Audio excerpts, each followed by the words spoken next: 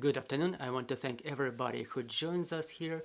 My name is Olga Atamanova, and Ukraine Media Center Ukrinform continues its operation. It's year 9 of the war and day 271 of the full-scale invasion of the Russian aggressor in our land. And I want to thank the representatives of all the mass media who tell the world the truth about this war. Today, on behalf of all our team, I want to congratulate everybody in the airborne troops of Ukraine. Thank you, our dear military, our troops, and eternal glory to those who perished in this war defending our freedom and liberty. I want to introduce our speaker today. It's Yuriy Ihnat, speaker of the Air Force Command of the Armed Forces of Ukraine, and we will be talking about the situation in our skies. So, Mr. Yuriy, what's the situation lately? What are the forecasts? Good afternoon. I join your congratulations. I want to send congratulations and greetings to all the airborne troops and to congratulate everybody with the Day of Dignity and Freedom, and eternal memory to everybody who is unable to join us today already, unfortunately. Yes, the situation in the front lines is complicated. The situation in the skies is a little bit quieter because the enemy cannot inflict such massive missile strikes as they do periodically. They have to accumulate their reserves. We were talking about that previously. Ukraine currently suffers, not Ukrainian troops, but Ukrainian civil population suffers even to some extent more from these strikes, but there are intense firefights going on in the front lines with engagement of enemy aviation, specifically fighter jets and the army aviation helicopters. Our aviation supports our land troops, and the situation is not easy in the front lines. Meanwhile, we see some stabilization of the front line in the Kherson region along the Dnipro River. The enemy is getting reinforced on the left bank. In the same way, they reinforce their air defense system that we will need to destroy sooner or later. So our military also reinforces in that area, preparing to either defend or to attack. As we see on this day, there are some powerful strikes. There are rocket artillery strikes.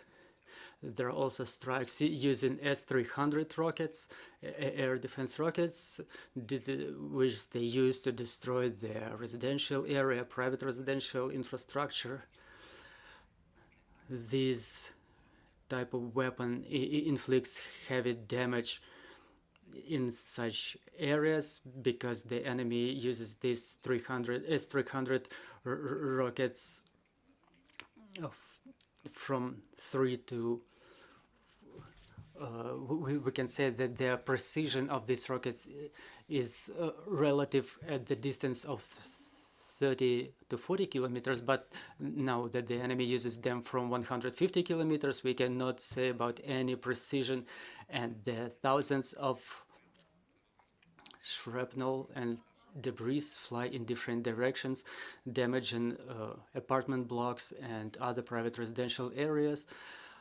The air defense forces are ready to repel the enemy air attacks with all available means. Air defense as of today is not only SAM systems represented by Book 1M or S-300 systems, but they are also represented by fighter jets who support the land process from the air using the UAVs. Also is the air defense of the airborne troops and land forces, as well as Navy and Air Force. The air defense is being reinforced by France, for example. We received a number of portable air defense systems from them recently. They're similar to Soviet-era Assad, but these systems, they have their own radars for target acquisition, which may help in destruction of loitering drones and other UAVs. Also, we witnessed the delivery of American Avengers based on Humvee trucks armed with Stinger rockets that are equipped with target acquisition systems, and it helps a lot. Why specifically target acquisition? It helps the efficient destruction of the target under conditions of, for example, low visibility, well, like due to weather or in the nighttime. This target acquisition system guides the rocket in the necessary direction. So other systems provided by our partners, like Jeopards, they are being integrated in Ukrainian air defense system in whole. Unfortunately, the airspace of Ukraine is very big due to the large territory of the country, and to cover all the length of the front line by air defense means we need more equipment, more material. That was already said by the government of Ukraine. For example, we have Iris-T, and the German industry promises to deliver some more shortly, and we will have the full unit of them, which would be able to cover a section of the front with about 100 kilometers long. In fact, 100% precision of these modern systems equipped with the good target acquisition systems, and their rockets, they in fact destroy 100% of enemy cruise missiles.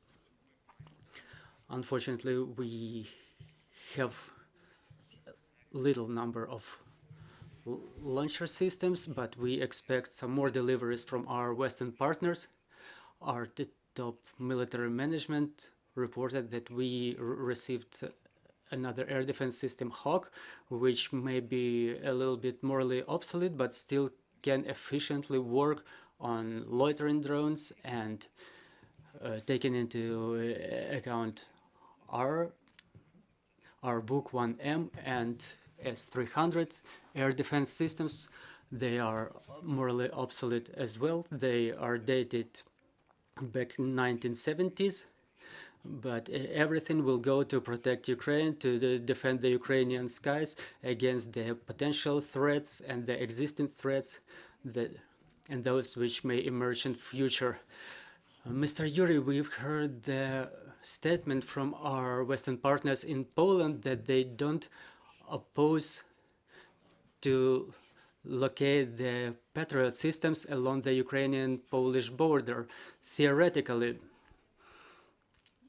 may it happen so that these Patriot systems would be used to protect not only the Polish skies, but the western part of Ukraine as well? Well, you know, starting from the beginning of the full-scale invasion of Russian aggressor, everybody asked the whole world to cover the Ukrainian skies, to provide the arms to Ukraine, to provide the aircraft to Ukraine.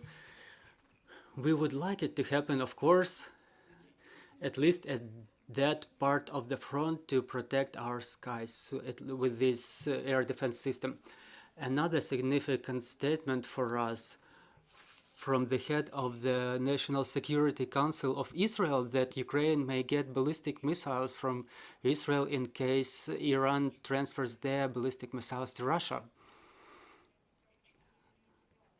To what extent would it minimize the consequences of the missile strikes, and to what extent would it help us? We know that Israel is the country which wields cutting-edge technologies in defense sector, and we know that there is a world order.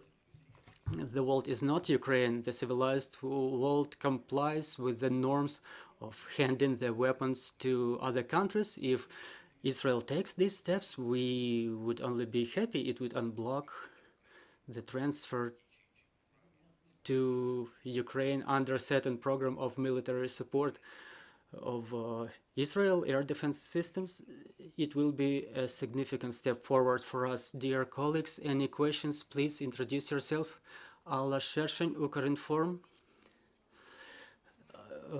In view of liberation of the Kherson region, are there changes in Russian airfields? Do we observe any movement of Russian aircraft? If so, in what direction? Well, liberation of Kherson region that we were happy to witness recently, it inspired the people and it changed the tactics of application of Russian aviation, because the airfield, the famous Chernobyevka, legendary Chernobyevka, where mostly army aviation was based, I mean the enemy helicopters. These helicopters, they had to be relocated somewhere. There is Jankoy airfield and four more airfields in Crimea. Those are our airfields. And thus, the enemy will have to spend more time for arrival. We also know about the Chaplinka airfield. For aviation, the distance does not have utmost significance. If we talk about fighter jets, the time of arrival will change, but ultimately it's just the smaller number of airfields. We know about that there are about 40 airfields used by Russian Federation around Ukraine. They are located in occupied Crimea, Belarus, and in Russia. So those are the airfields used by different types of aircraft, by fighter jets and helicopters as well. Well, minus two airfields is good for us. Can you please tell us, do they relocate their aircraft, or did they relocate their aircraft from Kherson region airfields? Well, the fixed-wing aircrafts are always in the air. Those we observe in our radars, they fulfill some tasks. We witness the change of weather conditions, which under conditions of low visibility results in less application of aviation. They fled to the left bank of the Dnipro River, so obviously they were able to save certain number of material, but we've seen retrofit helicopters, those that were captured by them, and then we captured them back. And we will renew them, we will repair them. And obviously a certain number was lost, but a significant number was relocated. More questions, please? Good afternoon, sir. Lorenzo Cremonini from Italian Press, Corriere della Sera. Sir, two questions. You repeated, especially last time, but today again, that your air defense is better, and then you are able to shoot down more than before enemy missile, etc. Can you tell us, and then today you added that in order to penetrate your defense, the Russians need to shoot more missiles, a big number in order to have some of them. Can you tell us what do you think is the minimum, the number, more or less, of course, of missile the Russians need to shoot together in order to have some chance, some hope to penetrate your sky? And secondly, well, let's start with this question. Then I have another little question on this. Thank you.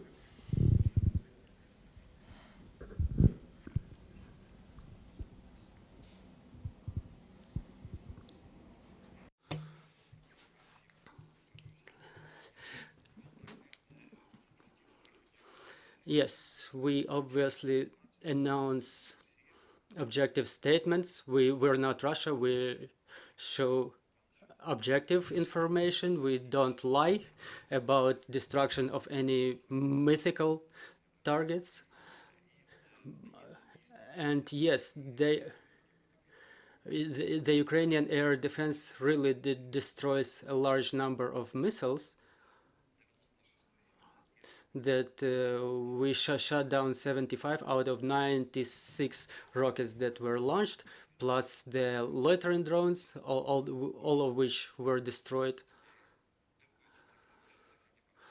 Our Western partners are wondering how can you work on this number of targets. The answer is easy. Ukrainian air forces, air defense forces have significant experience, and it's been achieved at difficult price. We have losses in this field. It's not only air defense forces which work on shooting down the missiles, but they are the mobile fire groups and aviation. So the portable air defense weapons are also used for shutting down the rockets. Today, the air defense forces in Ukraine don't have enough SAM systems in their ranks, like S300 and Book 1M, and something provided by the Western partners. They are provided, but not in necessary amount. Again, Ukrainian territory is big, and it's difficult to cover all the territory. The enemy uses intelligence to set the routes for the loitering drones and for the missiles in a way to evade or avoid their destruction. But at the same time, our air defense and intelligence that we have, they do everything they can to make impossible these plans. And yes, I did not reply to the second part of your question. Yeah, about the number of missiles to be launched to penetrate the Ukrainian air defense. Well, at first they used the missiles in low numbers and small numbers, like 4, 6, or they used 12 against Kharkivska thermal power plant, 9 of which were shut down. And the enemy understands that if they shoot less rockets, they will be destroyed more efficiently by Ukrainian air defense. And the Ukrainian air defense forces will not dissipate their attention. So that's why the enemy now uses, when they can, when they accumulate enough missiles, they use it in a combined way with loitering drones from different directions. They launch it from Tupolev 95, Tupolev 106, the rockets X-101, X-555. They fly from southern and from northern direction, flying over the Republic of Moldova. And at the same time, they launch the rockets from the carriers in the Black Sea, the Caliber missiles. It's a massive missile attack that requires the engagement of all air defense forces that are available now in Ukraine in order to efficiently destroy the air targets. So this is how we are able to achieve the results we have now. But again, to achieve better results, we need more means, because the enemy keeps exhausting our air defense forces. That's already understood to the intelligence of the Western countries, that Russians will keep using the loitering drones to exhaust our air defense. And the second question is regarding, it's on the subject of the missile which fall on Poland. Understood you are trying to participate to the commission, Polish and NATO commission working in Poland to try to understand the missile. I'd like to ask you, why you think President Zelensky and your government was so secure, was so sure that they were not their own missile, they thought they were Russian. There was a kind of a little crisis with NATO allies. There were polemics in Europe, in Italy in particular, accusing Ukraine of trying to fomenting a new Third World War on this question of when the Polish and the Americans said quite quickly that it was a Ukrainian missile and S-300 missile shot by Ukraine. So can you tell us, you have any news of this inquiry and why you think there was this attitude which creates so much problems?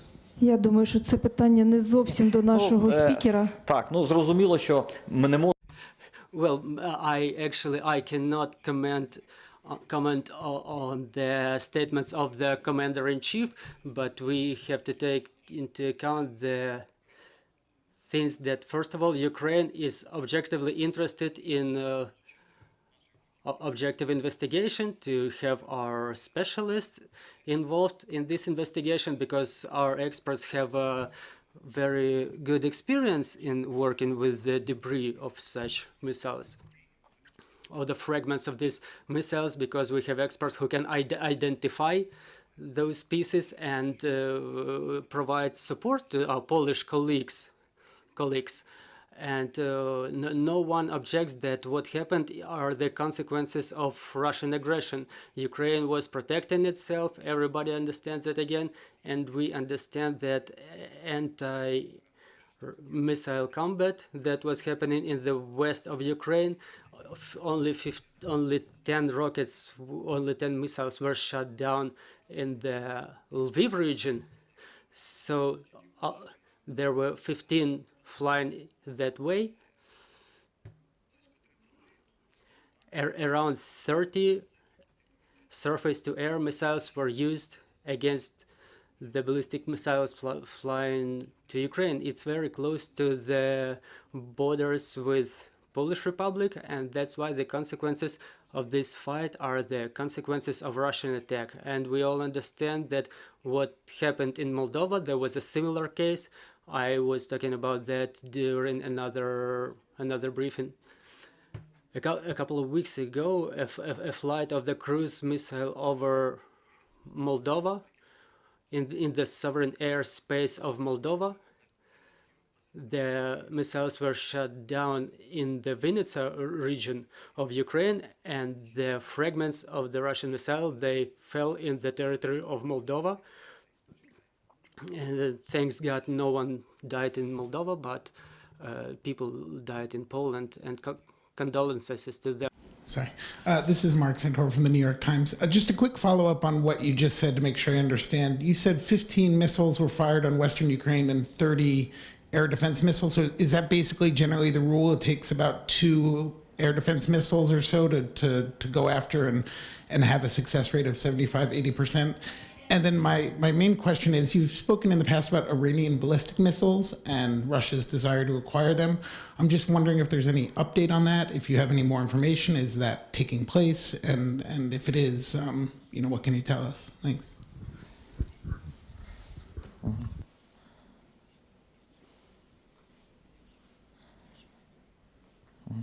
Зрозуміло.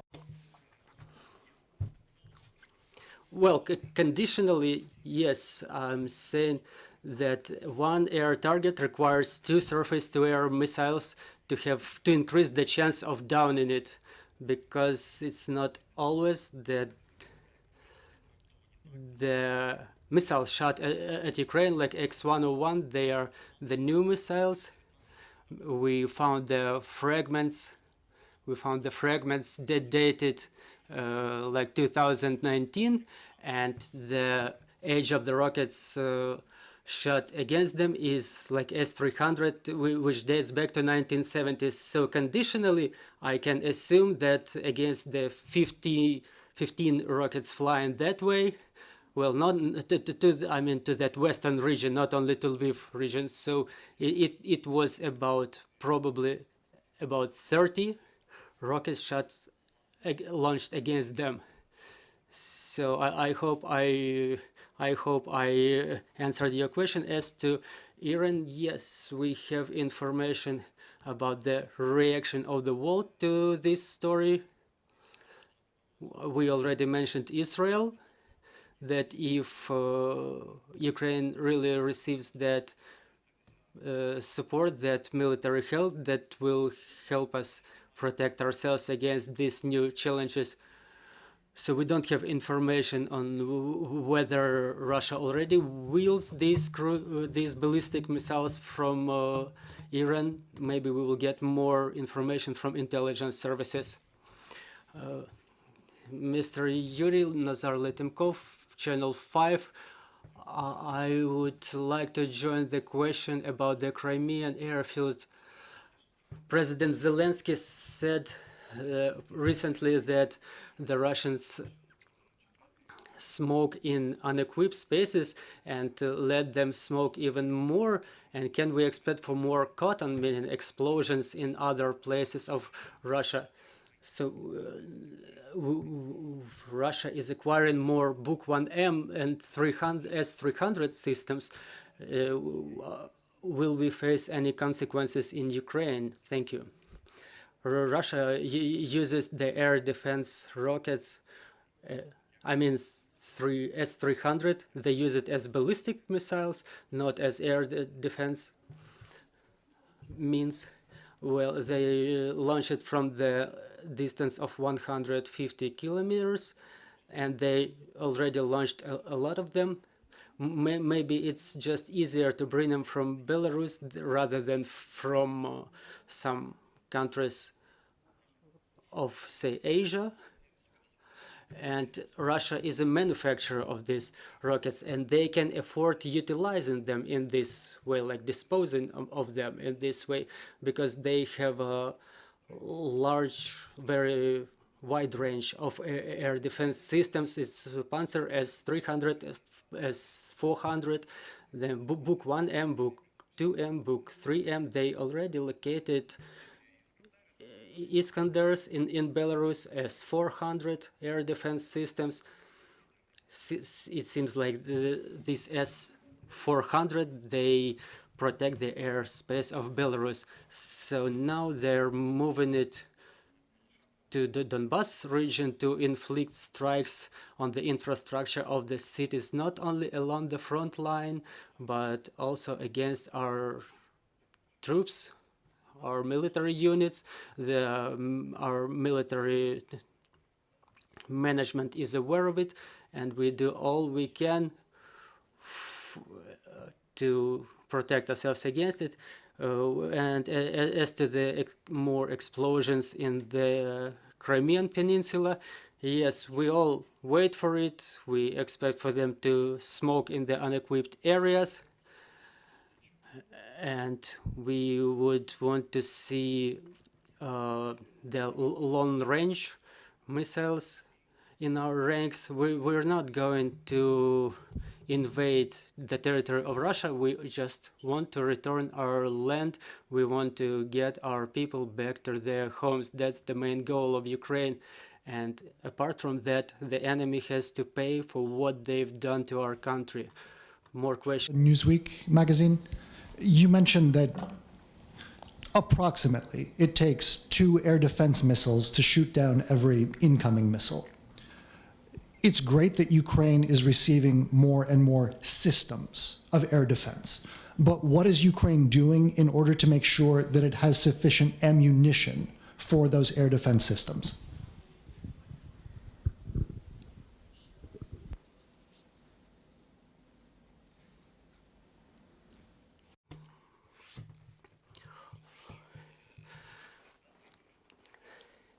Well, the air defense systems, they come with the ammunition, and even the aircraft that we want to receive, they are supposed to come to be delivered with this wide range of ammunition. In the set, well, the aircraft is a longer perspective. We realize it absolutely. It's a long-term perspective because we have to have our pilots prepared and trained and relevant infrastructure specifically for the aircraft of the Western manufacturer, because the aircraft are also involved in air defense process, so to say. We can down the enemy cruise missiles with them.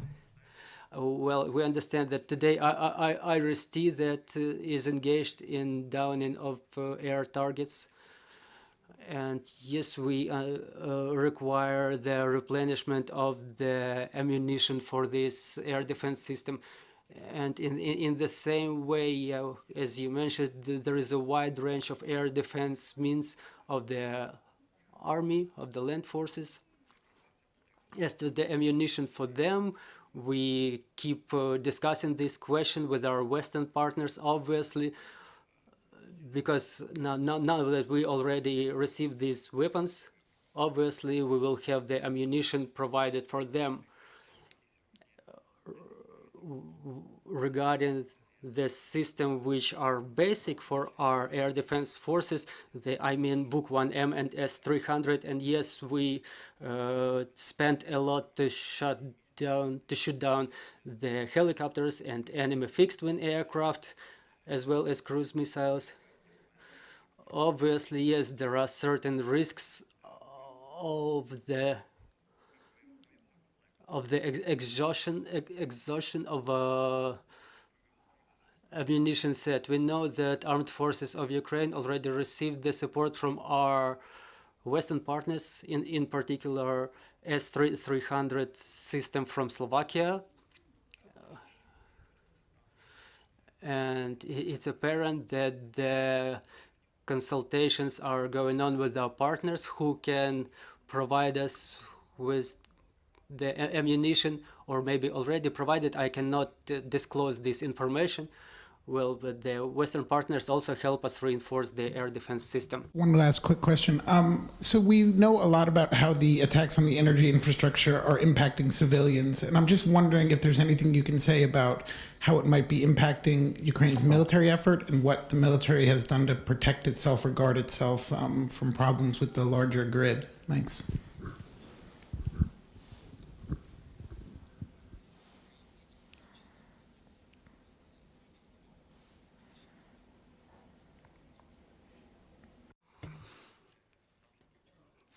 Ударів по інфраструктурі. Знаємо, що впливають дуже на мирне населення ударів. How do the strikes on the civil energy infrastructure influence the Ukrainian military? Well, the military are the same people, just like civilians who live in the cities. They all have families, they all have children, and the military, they understand that it depends on them whether their families will have power, will have water, and whether the country will function as the whole mechanism. And they understand that they do everything they can to provide security to the Ukrainian civilians. But talking about the military in the front lines, they are equipped with the autonomous power sources. They have diesel generators, and the support keeps coming from the Western partners, specifically France, Germany, and our Western partners continue to provide these means of support, because now that we see the temperatures fall below zero, these heating devices are very necessary, specifically wheel-based. We see that, for example, Russia doesn't have anything of that. They were boasting to be the second army in the world, but they don't even have the winter uniforms for their troops who are freezing in the fields. In the Ukrainian army, the situation is way better, and they are way better because the country takes care of their military, and also thanks to our allies, to our Western partners who help us with ammunition and uniforms and everything. Thank you. We had Yuriy Ihnat join us, the spokesperson of the Air Force Command of the Armed Forces on Ukraine. And dear friends, I want to wish you the soonest victory on this day of dignity and liberty. Glory to Ukraine, glory to the